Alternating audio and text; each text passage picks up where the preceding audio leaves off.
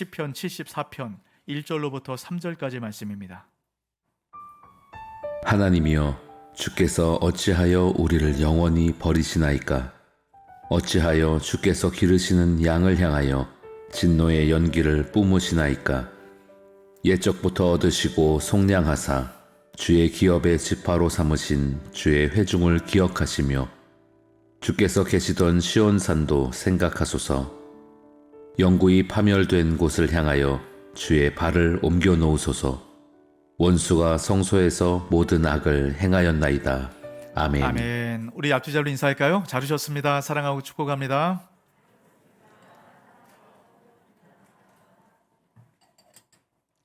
네, 아직도 요즘 날이 많이 추운 것 같아요. 여러분, 우리 추운 날씨에 여러분 따뜻한 인사를 통해서 여러분 마음이 따뜻해지는 우리 그런 이 시간 되었으면 좋겠습니다. 여러분, 요즘 운전을 하다 보면 요즘 참 아주 기발하고 재미있는 그런 초보 운전 스티커들이 많이 붙어 있는 것 같아요. 여러분, 어떤 걸 보셨습니까? 이런 것이 있습니다. 저도 제가 무서워요. 아니, 무섭죠, 초보 운전. 그 다음 거 한번 볼까요? 답답하시죠? 저는 환장합니다.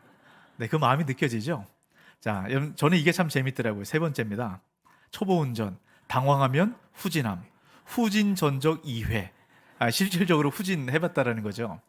자, 여러분, 당황하면 후진합니다. 여러분, 왜 당황하면 후진할까요? 당황하면 판단이 제대로 되지 않는 것이기 때문에 그렇죠. 여러분, 우리 인생도 그렇지 않습니까? 우리 인생도 살아가다 보면 당황스러운 일들이 있어요. 그러면 인생도 후진을 하게 됩니다. 우리가 이 당황스러운 일들, 여러분, 이것을 고난이라고 얘기를 하죠. 이 고난 앞에 여러분 두 가지 반응을 하게 되죠. 한 가지는 고난을 통해서 신앙을 떠나게 됩니다. 또 한 가지는 고난을 통해서 하나님을 만나게 돼요. 주변에 보면 이전에 내가 예수님을 믿었다라고 하면서 지금은 교회를 다니지 않는다라는 여러분들을 보게 됩니다. 그래서 왜 교회를 다니지 않는가라고 물어보면 하나님 때문에 시험 들었다는 거예요. 하나님이 그렇게 사랑 많으신 하나님인데 어떻게 내 삶을 이렇게 내버려 둘 수 있는가? 또 주변에 있는 살아가는 많은 환경들을 보면 하나님께서 사랑의 하나님이시라면 살아계신다면 도저히 이렇게 될 수가 없다라는 거예요. 하나님 믿을 수가 없다라는 겁니다. 하나님을 떠난다는 거예요. 근데 참 아이러니하고 재밌는 건 뭐냐면 고난 때문에 하나님을 신앙을 떠나는 사람들이 있는 반면에 고난 때문에 하나님 앞으로 돌아오는 사람들이 있다라는 거예요. 참 재밌죠? 제가 어떤 그 기독교 신문의 한 자료를 보았는데요. 한번 보도록 할까요? 여러분, 세가족으로 교회에 등록하시는 분들을 보면 76%가 고난 때문에 교회로 돌아왔다라고 이야기를 합니다. 그 내용들이 이런 거죠. 경제적인 어려움들, 참 경제적인 어려움은 고난이죠. 인간적인 관계의 어려움들, 신체적 건강, 정신적 질병, 또 사업과 직장의 어려움, 취업, 퇴직, 이런 것들 참 우리에게 고난으로 다가오는 여러분 그런 일들이죠. 근데 가장 큰 고난이 여러분 뭐라고 얘기를 합니까? 인생의 의미에 대한 혼란. 여러분, 우리가 고난의 시간들을 맞이할 때 인생이 혼란스러운 겁니다. 근데 이런 고백을 하죠. 야, 내가 이렇게 살아도 되나? 내가 지금까지 이렇게 살아왔는데 이렇게 앞으로 계속 살아가도 될까? 이 고난을 통해서 우리가 고민하고 생각을 하게 된다는 겁니다. 그래서 우리가 이 고난을 통해서 인생을 방향을 전환을 하게 된다는 거예요. 여러분, 고난에는 두 종류의 고난이 있다고 성경을 이야기합니다. 한 종류의 고난은 우리의 죄, 우리의 문제 때문에 생겨지는 그런 고난이에요. 또 하나의 고난은 이해할 수 없는 고난이 우리에게 있다라고 말씀을 합니다. 근데 여러분, 분명한 것은 어떤 고난이든 간에 이 고난은 우리 인생을 바꾸게 됩니다. 그래서 우리 인생을 새롭게 하는 그런 유익이 있다, 그런 성장이 있다라고 말씀하세요. 그래서 성경은 끊임없이 이 고난을 이야기를 합니다. 예수 그리스도께서 고난받은 것처럼 우리 역시 고난을 받아야 한다. 징계는 하나님의 친아들 가운데 반드시 있다. 징계가 없으면 친아들이 아니다 라고 말씀을 합니다. 여러분, 왜 이렇게 고난에 대해서 이야기를 할까요? 고난의 유익이 있기 때문이죠. 여러 가지를 얘기를 하는데 그 중에 로마서 5장 3절 4절에서 이렇게 얘기를 합니다. 다만 이뿐 아니라 우리가 환난 중에도 즐거워하나니. 환난 중에 즐거워하래요. 왜 그렇습니까? 이는 환난은 인내를, 인내는 연단을, 연단은 소망을 이루는 줄 알미로다. 결국 환난, 우리가 힘든 것 아닙니까? 이 환난이 우리 삶 가운데 소망으로 바꿔가고 우리 인생을 바꿔가는 그런 풍성한 은혜가 결국에는 있다라는 겁니다. 그래서 고난은 피할 수도 없고요, 피해서도 안 됩니다. 그래서 우리가 고난을 피하는 방법을 배우는 것이 아니라 고난을 잘 다스리고 대처하는 그 방법을 배워야 돼요. 어떻게 우리가 고난을 다스리고 대처할 수 있을까? 오늘 말씀을 통해서 여러분 그 방법을 이야기를 해줍니다. 여러분 시편 74편 말씀은 처음 시작이 어떻게 시작이 되죠? 아주 애절한 외마디 비명으로 시작이 돼요. 1절 같이 한번 읽어볼까요? 하나님이여, 주께서 어찌하여 우리를 영원히 버리시나이까? 어찌하여 주께서 기르시는 양을 향하여 진노의 연기를 뿜으시나이까? 어찌하여? 하나님 어찌하여 내 인생 가운데 이런 문제를 주십니까? 하나님 어찌하여 이럴 수 있습니까? 시인은 감당할 수 없는 이 고난 앞에 하나님 앞에 그 마음을 토로하고 있는 거예요. 이 시인의 마음이 또 1절 말씀을 보면 잘 느껴지는 부분이 이런 겁니다. 우리를 영원히 버리시나이까? 어찌하여 우리를 영원히 버리시나이까? 지금 이 고난이 끝이 아니라요, 이미 고난이 과거부터 시작됐는데 지금도 고난이고 앞으로도 계속적인 고난 상황처럼 보인다는 겁니다. 하나님 어찌하여? 도대체 이 시인은 어떤 고난 가운데 있길래 이렇게 하나님 앞에 고난을 토로하고 있는 것일까요? 시편 74편 말씀은 정확히 어떤 배경인지 잘 알 수는 없습니다. 하지만 일반적으로 이 말씀은 기원전 586년에 바벨론이 예루살렘을 공격해 들어왔을 때 그때의 이야기일 것이다 라고 이야기를 해요. 여러분 이스라엘 역사를 가만히 보면, 구약의 이스라엘 역사를 보면 세 부분으로 나눠져 있습니다. 마태복음에 보면 그렇게 나눠놨어요. 아브람 때부터 다윗 때까지, 또 다윗 때부터 바벨론 포로 때까지, 바벨론 포로부터 그리스도까지. 여러분 이 역사를 나누는 기준을 있는 인물들을 보면 한 분 한 분들 특별한 분 아닙니까? 아브람, 다윗, 그리스도. 근데 그 역사를 바꾸는 축 가운데 뭐가 들어있다고요? 바벨론 포로로 끌려갈 때. 여러분 이스라엘 역사에 있어서 바벨론 포로로 끌려가는 예루살렘 멸망 사건은 그만큼 중요하고 큰 사건이라는 거예요. 여러분 왜 그럴까요? 여러분 이스라엘은 성전 중심 국가입니다. 그래서 여러분 이스라엘에는요, 모든 도시가 다 멸망하고 무너지고 또 심지어는 왕이 죽어도요, 성전에 있는 예루살렘만 남아있으면 그 나라는 건재하다라고 생각합니다. 왜 그렇습니까? 여러분 성전 안에 하나님께서 이스라엘 나라와 하나님 백성을 지키시겠다는 그 믿음이 성전 안에 있기 때문입니다. 그럼 바벨론에서 포로로 끌려가기 바로 전에 예루살렘이 바벨론에서 포위이 되었습니다. 18개월 동안 포위되었어요. 여러분 이때 어떤 일이 일어난지 아세요? 여러분 2년의 시간 동안에 밖에서 물자가 들어오지 못합니다. 안에 있는 것들이 다 떨어졌어요. 여러분 나중에 먹을 것이 없으니까 결국에는 자식을 잡아먹는 그 끔찍한 일이 예루살렘 안에서 벌어집니다. 여러분 그때도 사람들이 희망을 놓지 않았습니다. 예루살렘 성전이 있기 때문이에요. 그런데 이 희망이었던 예루살렘 성전이 무너졌어요. 마지막 붙잡았던 희망이 사라진 겁니다. 모든 절망과 좌절 가운데 빠지게 된 거예요. 그때 이 시편을 고백하고 있는 겁니다. 하나님 어찌하여? 하나님 어떻게 우리에게 이럴 수 있습니까? 어떻게 우리를 이렇게 버려둘 수 있습니까? 여러분 그 마음이 느껴지세요? 우리가 인생을 살아가다 보면 여러분 이럴 때 있지 않습니까? 하나님 어찌하여? 여러분 어떨 때 그러세요? 여러분 어떤 고난이든 어떤 고난의 종류든 상관없이요, 여러분 우리가 당하는 고난 중에 가장 큰 고난은 내가 지금 겪고 있는 고난이에요. 다른 사람들이 바라볼 때는 야 저게 뭐 고난이야? 이런 고난이다 할지라도 내가 지금 겪고 있는 고난이 가장 큰 고난입니다. 여러분 이 고난의 문제 어떻게 이겨나갈 수 있을까요? 누구도 피할 수 없다라고 말하지 않습니까? 누구에게나 닥치는 이 고난의 문제 어떻게 넘어갈 수 있을까요? 오늘 1절 말씀에 여러분 정말로 여러분 놓치지 말아야 될 중요한 한 가지 표현이 있습니다. 다시 한번 잘 들어보세요. 1절입니다. 하나님이여 주께서 어찌하여 우리를 영원히 버리시나이까? 어찌하여 주께서 기르시는 양을 향하여 진노의 연기를 뿜으시나이까? 주께서 기르시는 양. 지금 시인은 하나님의 백성이 이스라엘이 주께서 기르시는 양입니다. 하나님 우리가 주님의 양입니다. 이렇게 지금 외치고 있는 겁니다. 여러분 성경을 보면요. 하나님과 이스라엘 백성들 사이에 목자와 양의 관계로 설명을 해요. 여러분 이 관계는 아주 특별한 관계입니다. 목자는 양을 끝까지 책임집니다. 에스겔 34장 11절 12절입니다. 주 여호와께서 이같이 말씀하셨느니라. 나 곧 내가 내 양을 찾고 찾되 목자가 양 가운데 있는 날에 양이 흩어졌으면 그 때를 찾는 것 같이 내가 내 양을 찾아서 흐리고 캄캄한 날에 그 흩어진 모든 곳에서 그것들을 건져낼지라. 그럼 양은 목자의 음성을 따라가야 돼요. 근데 양이 때로는 목자의 음성이 아니라 눈앞에 있는 꼴, 그 먹을 것, 여러분 이것 따라다니라 이리저리 제멋대로 가느라 길을 잃어버리게 됩니다. 여러분 길을 잃어버린 양은 여러분 죽은 목숨 아닙니까? 길을 잃어버린 양을 호시탐탐 노리는 짐승들이 있어요. 이 짐승들이 달려들면 양이 목숨을 피하기 위해서 불이 나게 도망가다가 때로는 벼랑 끝에 걸릴 때가 있습니다. 또 바위틈 사이에 숨어서 겨우 목숨을 보존할 여러분 그럴 때가 있어요.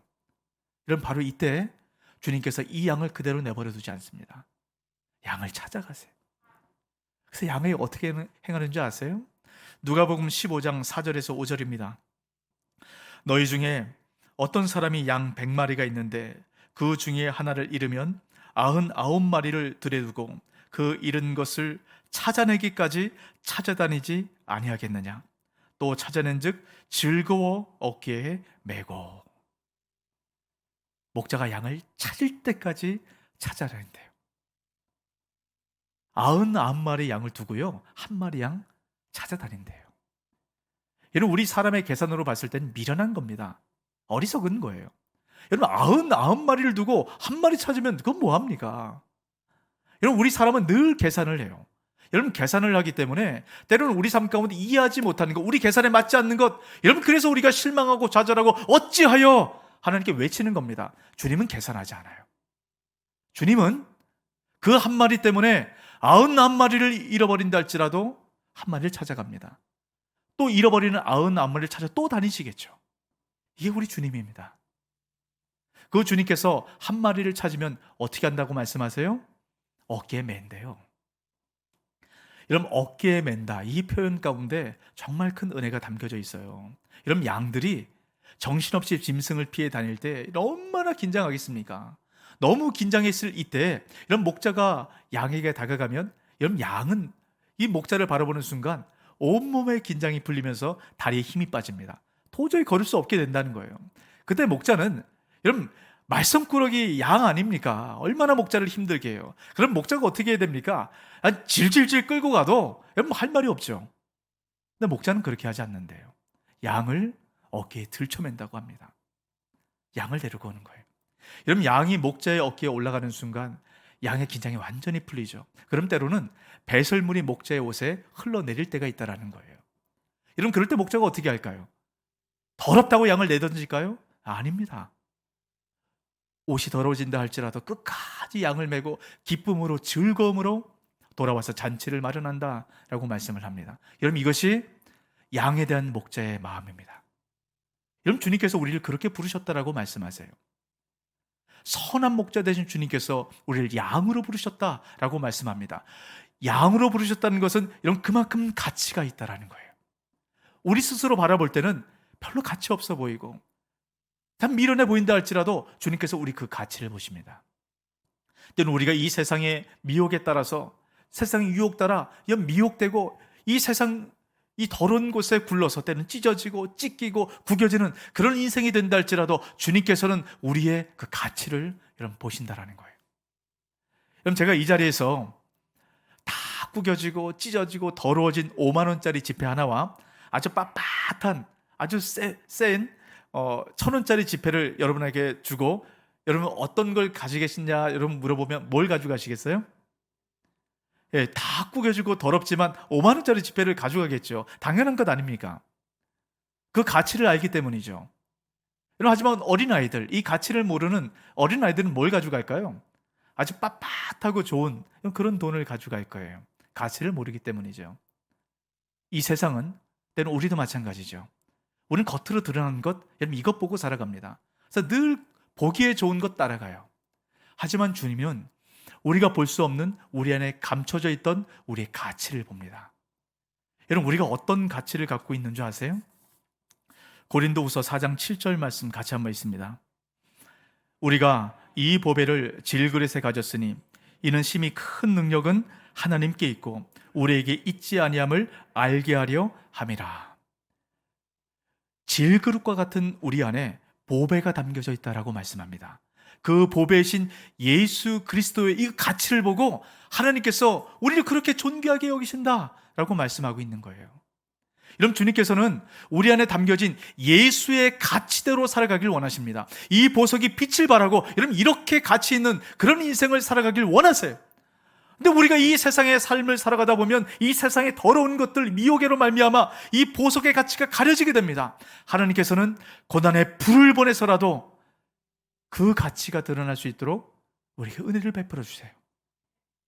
여러분 때로는 우리가 고난의 시간들을 통과할 때가 있습니다. 여러분 그때는요 우리 안에 있는 그 예수 그리스도의 보배의 가치가 드러날 수 있도록 주님께서 그 모든 것을 태우시는 과정입니다. 이 시간이 통과한 이후에 여러분 그 풍성함이 있어요. 새로운 인생의 의미를 우리가 발견하게 됩니다. 여러분 이 고난의 불을 통과할 때 우리가 반드시 겪게 될 한 가지가 있습니다. 그것은 주님께서 우리의 목자 되신다는 거예요.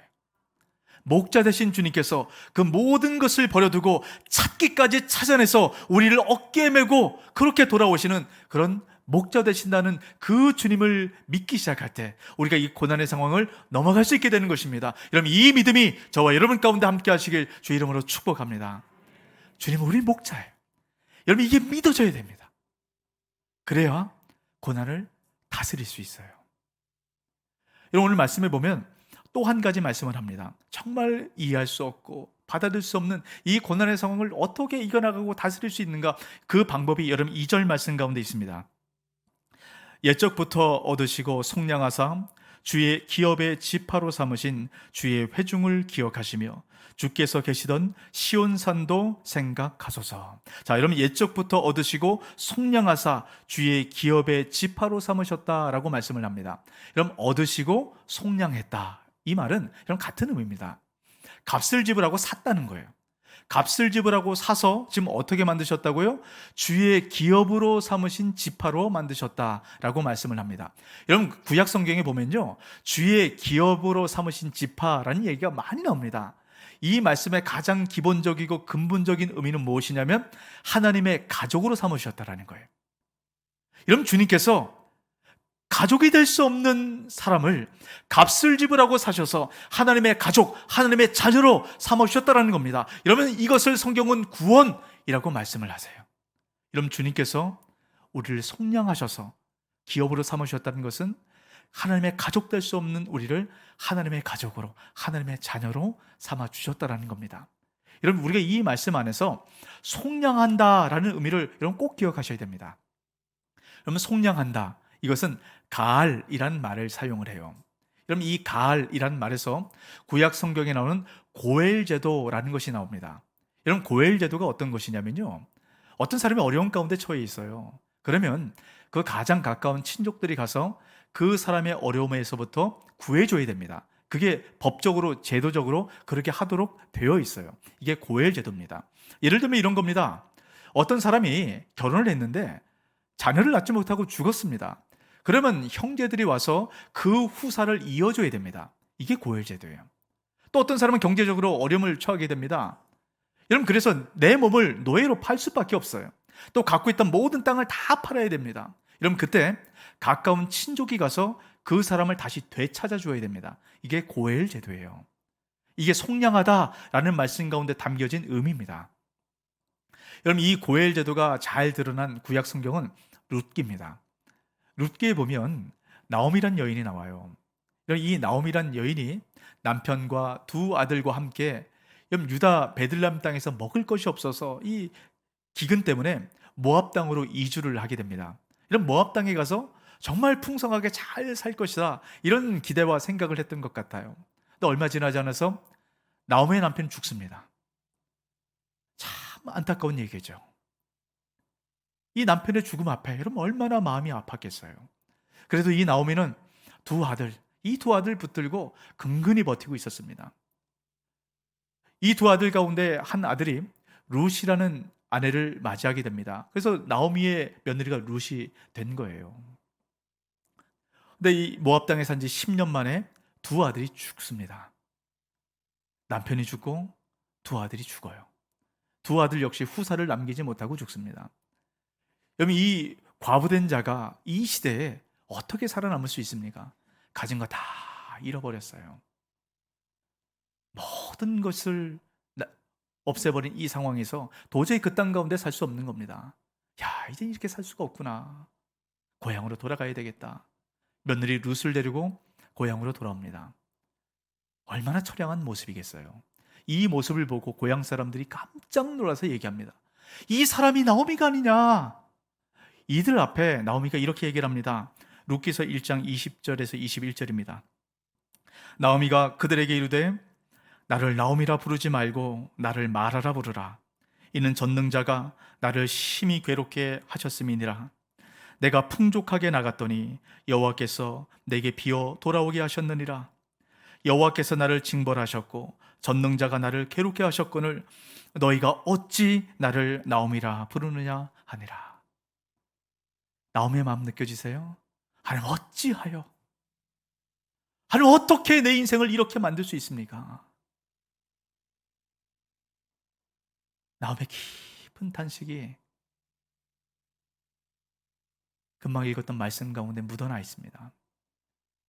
그 깊은 탄식과 비통 가운데 고향으로 돌아왔어요. 남은 게 없지 않습니까? 고향으로 돌아서 뭐가 해결이 됩니까? 먹고는 살아야 되는데 어떻게 할 수 없으니까요. 며느리 룻이 밖에 나가서 이삭을 주워와요. 시어머니를 봉양하려고. 근데 성경에 룻이 밭에 나가서 이삭을 주울 때 우연히라는 단어를 사용합니다. 우연히 보아스의 밭으로 갔다라고 말씀하세요. 이 우연히 하나님의 섭리 가운데 담겨져 있는 것이죠.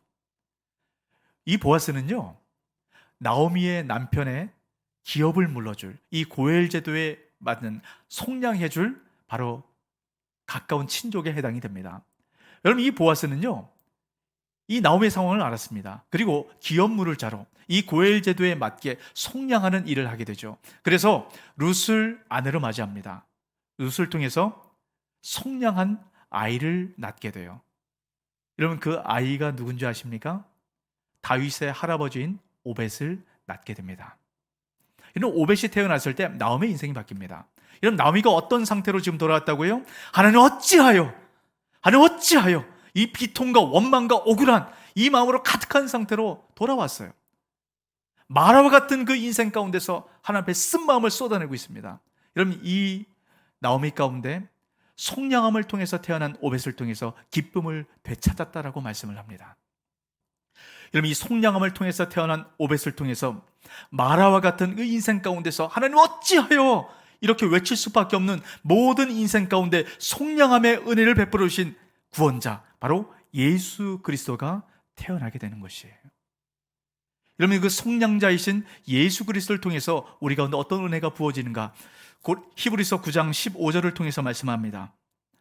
이로 말미암아 그는 새 언약의 중보자시니 이는 첫 언약 때에 범한 죄에서 속량하려고 죽으사 부르심을 입은 자로 하여금 영원한 기업의 약속을 얻게 하려 하심이라.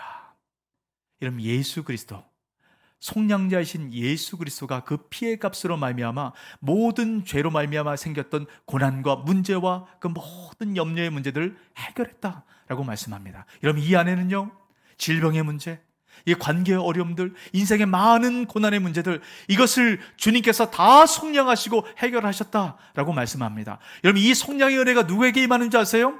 부르심을 입은 자들, 바로 저와 여러분, 예수 그리스도의 제자로 부름받은 바로 저와 여러분 가운데 이 속량의 은혜가 임했다라고 말씀합니다. 이 속량의 은혜가 임한 자들 가운데 하나님의 영원한 기업이 주어진다라고 말씀하세요.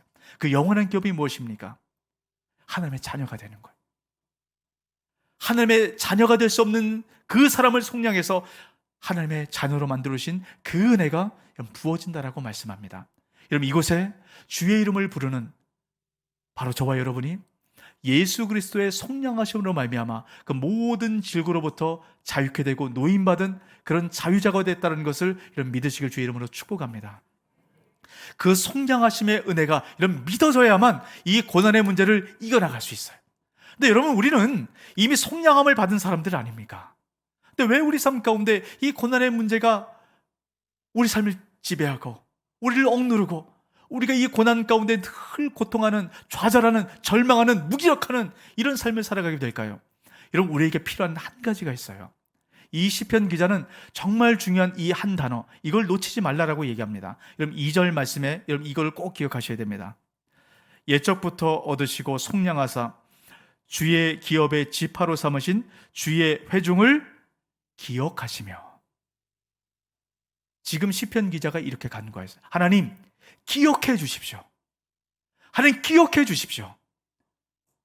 우리가 주의 속량하심으로 말미암아 하나님의 자녀가 됐다는 것, 하나님 이거 기억해 주십시오. 하나님, 주님께서는 목자 되셔서 그 양을 끝까지 책임지시는 그 목자 되신 주님께서 양인 우리를 기억해 주십시오. 이렇게 간구하고 기도하는 겁니다. 하나님께서 기억하시기만 하면 즉시로 찾아오셔서 그 양을 건지시는 거예요.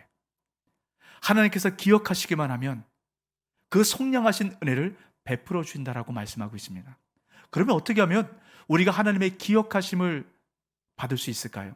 이 기억하심의 은혜가 어떻게 우리 가운데 들어올 수 있을까요? 여러분, 이것을 알아야만 어찌하여라고 외치는 이 고난의 상황들을 잘 다스리고 대처할 수 있게 되는 것입니다.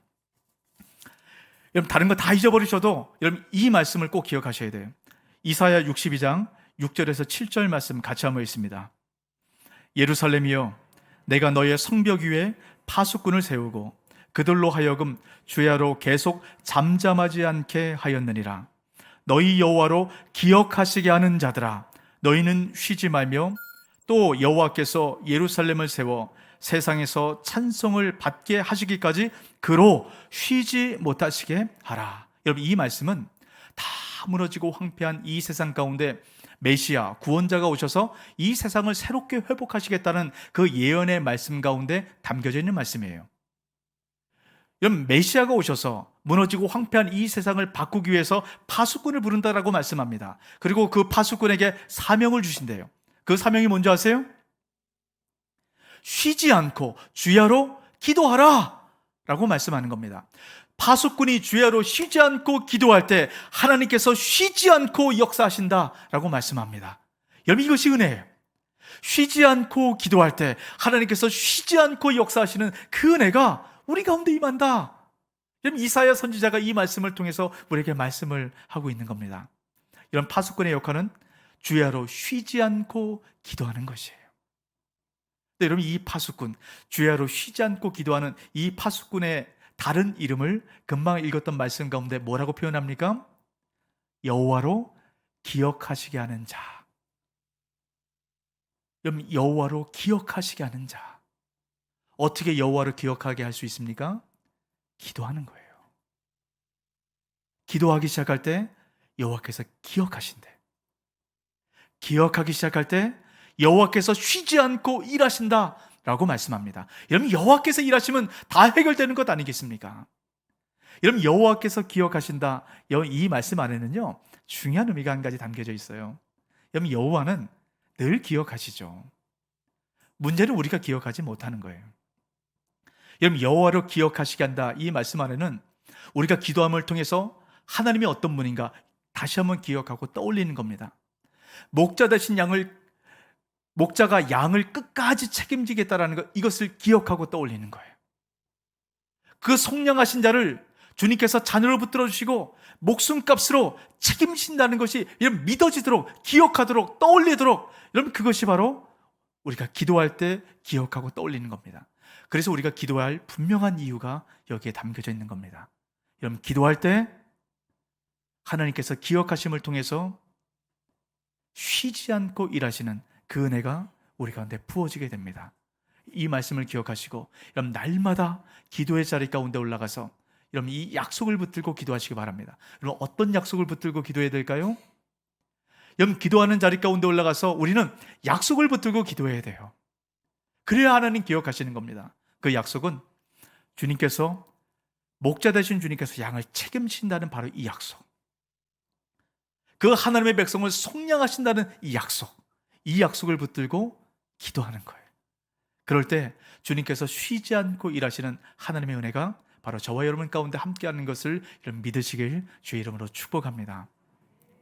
여러분 존 버년이 썼던 철로 역정이라는 책이 있습니다. 여러분 많이 읽어보셨을 텐데요, 아주 유명한 기독교 교전이죠. 여러분 크리스찬이라는 순례자가 멸망의 도시에서 천성의 도시를 향한 순례 여정을 담은 이야기입니다. 이 내용 가운데 보면 하나하나가 참 은혜가 돼요. 그래서 저는 이 철로 역정 가운데 정말 마음 가운데 늘 남아있고 제가 곱씹고 곱씹는 그런 내용이 있습니다. 크리스천이 소망과 함께 여정을 떠나요. 그러다가 절망의 거인이 살고 있는 그 땅에 들어가게 됩니다. 절망의 거인에게 잡혔어요. 그리고 의심의 성에 있는 감옥에 갇히게 됩니다. 이 절망의 거인의 아내 이름은 무기력이에요. 이 의심의 감옥에 갇혀서 절망과 무기력 가운데 이런 고통 가운데 있는 겁니다. 처음엔 몸부림을 쳤어요. 근데 이 좌절에서, 이 고난에서 넘어갈 수 없는 겁니다. 깊은 무기력 가운데 빠져 있는 거예요. 아무것도 할 수 없이 모든 것을 놓아버린 이 크리스천에게 함께 갇혀 있었던 소망이 얘기합니다. 우리가 지금까지 어떤 과정을 통해서 여기까지 왔는가 기억해보라 라고 얘기해요. 그 힘들고 어려웠던 시간들 우리가 다 통과했지 않느냐, 그 하나님 바라보고 우리가 함께 기도하자, 이러면 소망이 크리스찬에게 이야기를 합니다. 여러분 그때 크리스찬이 잊고 있었던 한 기억을 떠올리게 됩니다. 자신이 갖고 있었던 열쇠가 있다는 것을 떠올리게 돼요. 그 열쇠가 무슨 열쇠인 줄 아세요? 약속의 열쇠입니다. 여러분 기도하기 시작할 때 잊고 있었던 그 약속의 열쇠, 여러분 이것을 끄집어내기 시작합니다. 이 열쇠를 갖고 의심의 감옥에서 나오게 됩니다. 그리고 마지막 여정을 마무리하게 돼요. 여러분 우리가 이 고난 가운데, 이 의심의 감옥에 갇혀서 절망과 무기력 가운데 빠져 살아갈 때가 있습니다. 여러분 이때는요, 아무리 발버둥 쳐도 못 나와요. 발버둥 치면 발버둥 칠수록 결국 점점 깊은 무기력 가운데 빠지게 됩니다. 이때 할 것은 기도하는 겁니다. 기도할 때 지금까지 주님께서 우리를 어떻게 이끌어 가셨고 또 앞으로 어떻게 이끌어 가실 그 약속의 열쇠가 우리에게 있다는 것을 기억하게 되는 것입니다. 기도할 때 기억하게 되는 것이에요. 그 기억의 열쇠를 사용할 때만이 우리가 의심의 감옥에 나와서 주님께서 우리에게 보여주신 그 천성을 향한 그 길을 믿음으로 가게 되는 것입니다. 여러분 날마다 기도의 자리 가운데 서서 주님께서 지금까지 행하셨던 그 시간들을 기억하시고 떠올리시고 주님께서 우리에게 주신 그 약속의 열쇠를 붙들고 끝까지 승리하는 저와 여러분 되시길 주 이름으로 축복합니다. 아멘. 이 말씀 기억하시고 우리 함께 찬양하고 기도했으면 좋겠습니다.